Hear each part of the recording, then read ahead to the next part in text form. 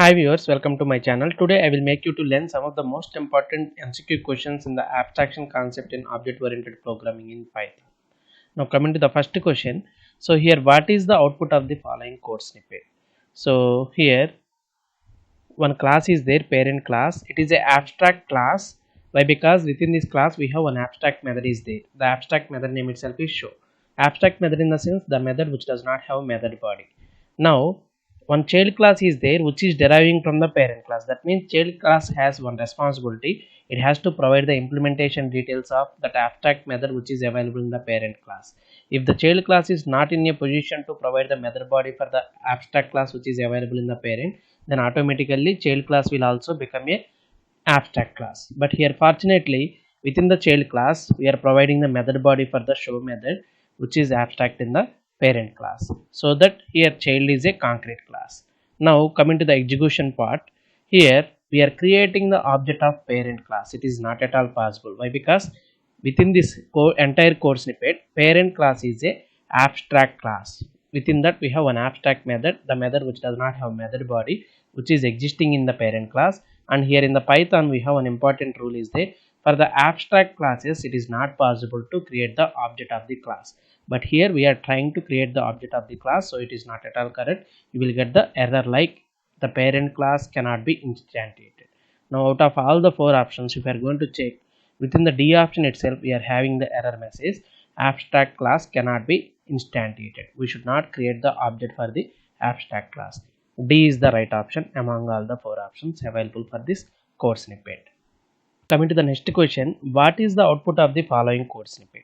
Here also we have one abstract class is there. The abstract class name itself is parent class. Within that we have one abstract method is there, the method which does not have method body, as well as child class is there which is deriving from the parent class, and parent class here is it is a abstract class. Now coming to the execution part, here we are not at all creating the object for the parent class. We are trying to create the object for the child class. And if the child class is deriving from the abstract class, means the child class has one important responsibility. It has to provide the method body for the abstract method which is available in the parent class.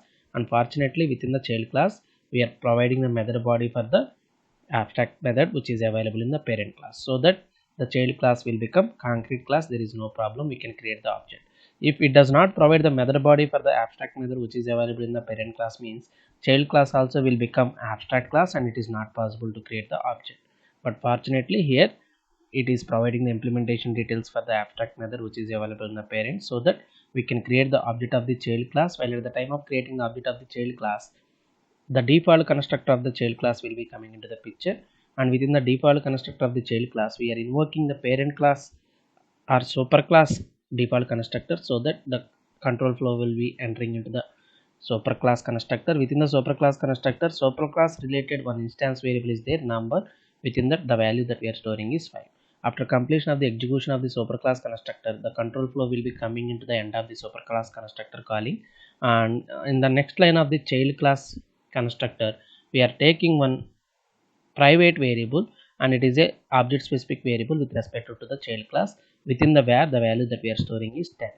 Now after completion of the execution of the constructor from the child class, the control flow will be coming into the end of the object creation. Now the next line is, with the help of the object of the child class we are calling show method, and within the show method now the control flow will be entering into the show method.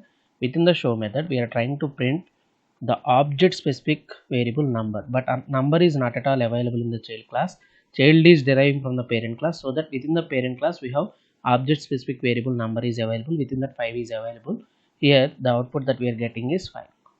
And coming to the next print statement, we are calling self dot private variable var underscore underscore var, and this variable is available in the child class. The value is 10. So here the final output is 5 and 10. Now try to check all the options. In which option we are having 5 and 10. Within the B option itself we have the 5 and 10 is the output. So this is the right option when compared to the remaining all options. The next question, what is the output of the following code snippet? Here also parent class is a abstract class. Within that we have an abstract method is there. Abstract method in the sense the method which does not have method body. With the help of annotation we are making this method as a abstract method. Due to that reason this class parent class will become abstract class. And we have child class is there which is deriving from the parent class. That means child class has one responsibility. It has to provide the method body for the abstract method which is available in the parent class. Otherwise, child class also will become abstract class. But unfortunately, the child class is not at all implementing the abstract method which is available in the parent class. Due to that reason, the child class is also becoming abstract class. And in the Python object oriented principles, if is there any abstract class means we are unable to create the object or we are unable to instantiate that particular class. Here the child class is also becoming abstract class, but coming to the execution point of view, while at the time of creating the object of the child class, here it is not possible. Why? Because indirectly the child class is from parent, and within the parent one abstract method is there. For that method it does not provide the method body, so that child class is also becoming abstract class. For the abstract class we should not create the object. Now out of all the two options, here the second option is the right option. What is the second option? We are going to get the error. The error is abstract class child class we cannot be instantiated. We should not create the object of the abstract class. This is the right option. So B is the right option. Coming to the next question, what is the output of the following code snippet? So here the same class, parent class is there, it is a abstract class. Within that one show method is there, it is a abstract method. Due to that reason, this parent class will become abstract class. Now we have child class which is deriving from the parent class, and unfortunately within this child class we did not provide the implementation for the show method, so that this child class is also becoming abstract class. But here in this code snippet we have one more class is there. That class is grandchild, and which is deriving from the child class. That means this grandchild is also having one responsibility. That responsibility is within the child class we did not provide the implementation details for the abstract method in the parent class, so that child class is abstract class, and from this abstract class grandchild is deriving, so that it has one responsibility. At least it has to provide the method body for the parent class related abstract method, that is show method. Fortunately within the grandchild we are providing the method implementation details for that abstract method show, so that we can have the flexibility to create the object of the grandchild. Why? Because it is a concrete class. Now while at the time of creating the object of the grandchild, so here it will check is there any default constructor is available in the grandchild. Unfortunately the default constructor is not available, so that it will go through the child class. Why? Because it is having the relationship with child class. Within the child class it will execute the default constructor, and within the default constructor of the child class, the first and foremost line is it is invoking the superclass constructor. Within the superclass constructor, one reference variable is there, number. It is a public variable. Within that the value that is available is 5. Now the control flow after execution of this parent class related constructor, the control flow will be coming into the end of this line, and within the child class constructor we have one more line is there, one more public variable with respect to the child. It is a reference variable, and within this reference variable the value that is available is 10. Now after completion of the execution of the both the constructors, the control flow will be coming into the end of this object creation line.